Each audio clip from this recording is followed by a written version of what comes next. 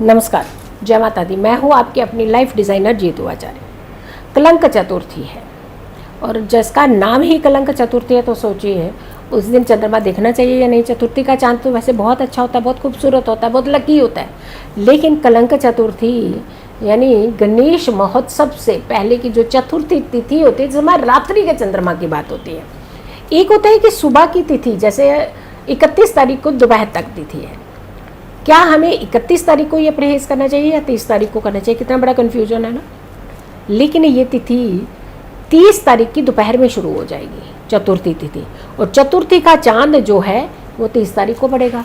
तो यानी 31 तारीख को आपको चतुर्थी का चांद देख भी लोगे तो कोई दिक्कत नहीं है। वैसे वो उदय तिथि में है, बट परहेज़ कर सके तो आप 31 का भी परहेज़ कीजिए, लेकिन 30 तारीख की रात्रि का चांद आपने नहीं देखना है।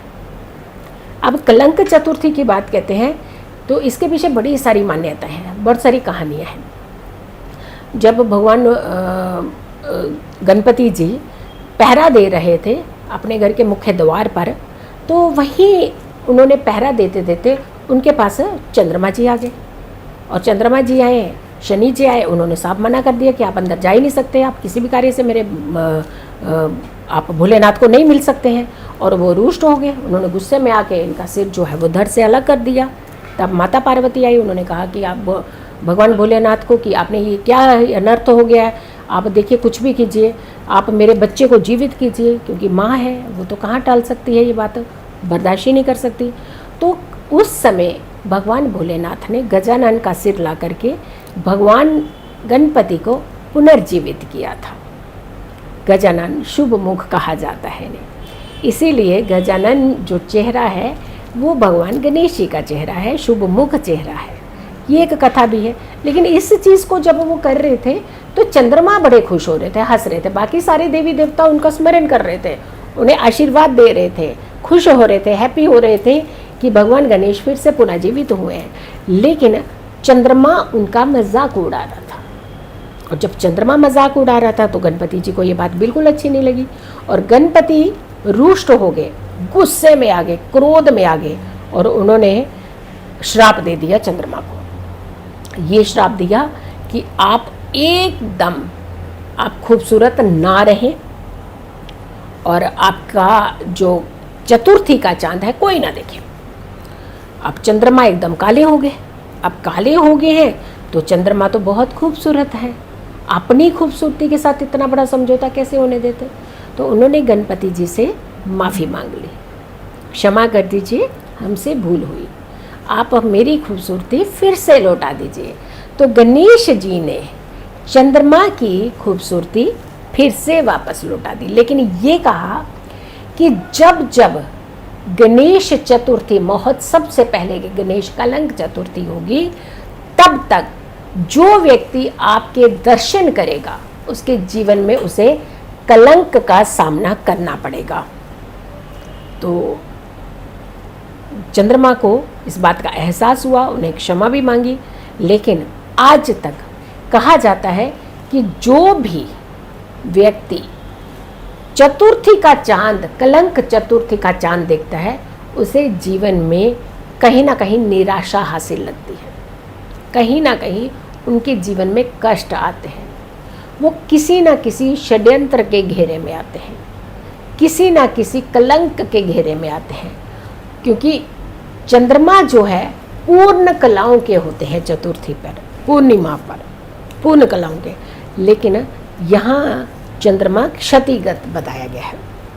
इसीलिए कभी भी आपने ये चंद्रमा के जो दर्शन हैं वो आपने कलंक चतुर्थी पर नहीं करने हैं, जो कि 30 तारीख की है, और इस दिन आपने ये चतुर्थी का चांद नहीं देखना है।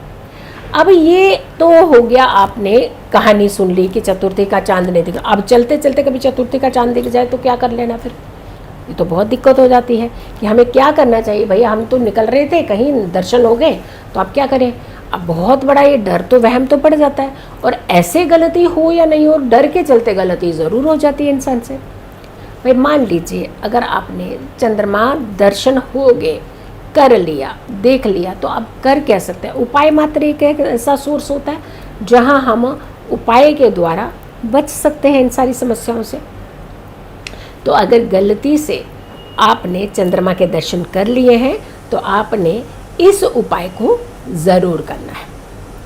आपने एक पात्र ले लीजिए और उसमें गंगा जल भर दीजिए। पात्र आप चांदी का अगर आपके पास है, जैसे चांदी के कटोरी होती है, बॉल होते हैं, और अगर आपके पास चांदी का पात्र है तो बहुत अच्छा है। अगर चांदी का पात्र नहीं है, मिट्टी का पात्र भी ले सकते हैं, लेकिन स्टील का पात्र ले सकते हैं। तो आपने उसमें गंगा जल भरना है। ओम गंग गणपते नमः इस मंत्र का एक माला पूरा जाप करना है। उसके बाद अपने दाहिने राइट हैंड से जो जल है उसे छूना है। अगर मान लीजिए आपके पास गंगा जल ही नहीं है, बहुत सारे लोग ऐसे होते हैं कि देर से वीडियो देख रहे हैं कि हमारे घर में गंगा जल जो नहीं है, तो आपने जल लेना है, गंगा मैया का आह्वान करना है, हे गंगा मैया आप अपना आशीर्वाद इस जल में दीजिए और ये जल गंगा रूपी पवित्र हो जाए, गंगा जल रूपी पवित्र हो जाए, तो आप अपना आशीर्वाद मुझे और मेरे इस जल को ज़रूर दीजिएगा। तो माँ गंगा का आशीर्वाद लेकर के वो गंगा जल रूपी का ही काम करेगा आपके लिए। तो आप ये प्रयोग भी कर सकते हैं, प्लस अगर गंगा जल है तो उसका प्रयोग कर सकते हैं। 108 बार ओम गंग गणपते नमः इस मंत्र का जाप कीजिए। राइट हैंड से आपने इस जल को छूना है और छू करके आपने पूरे घर में छिड़काव करना है, अपने ऊपर छिड़काव करना है, और साथ के साथ आपने भगवान गणेश की आराधना करनी है। गणेश चालीसा लगा सकते हैं, मंत्र के जाप कर सकते हैं, यानी आपने भगवान गणेश से ये आराधना करनी है कि हमें इस कलंक के घेरे से दूरी बना कर रखें, हमारे जीवन में ये साया कभी ना आए। तो गणेश जी की आराधना से इस समय पूर्ण फल मिलता है। इसीलिए कहा जाता है कि कलंक चतुर्थी का चांद कभी नहीं देखना चाहिए, जो कि 30 की रात्रि का है। लेकिन अगर हम कहें कि उदया की तिथि की बात करते हैं, 31 की उदया तिथि जहाँ पे गणेश महोत्सव शुरू हो रहा है, क्योंकि गणेश महोत्सव जो 31 तारीख से शुरू हो रहा है और 9 तारीख तक चलने वाला है। लेकिन चतुर्थी का जो चांद, पूर्ण रात्रि की चतुर्थी तिथि जो पड़ रही है वो 30 तारीख की पड़ रही है। तो 30 की रात्रि का चांद देखने से परहेज कीजिए, और 31 की रात्रि का चांद भी अगर परहेज कर सके तो बहुत अच्छा, क्योंकि उदया की चतुर्थी है, उस दिन भी अगर आप परहेज करें तो आपके लिए अच्छा ही माना जाता है। लेकिन 30 का चांद तो बिल्कुल भी ना देखिए। मेरी इस वीडियो को आपने बहुत सारे लोगों तक ज़रूर पहुंचाइएगा। अगर आप लोगों ने अभी तक मेरे चैनल को सब्सक्राइब नहीं किया है, ज़रूर कीजिए, वीडियो शेयर कीजिए और मेरे आने वाली वीडियो का इंतज़ार कीजिए। खुश रहिए, स्वस्थ रहिए, पॉजिटिव रहिए। पॉजिटिव रहते हैं तो हर समस्या से हम दूर रहते हैं। जल्दी हाजिर होंगे एक अच्छी वीडियो के साथ, तब तक के लिए नमस्कार।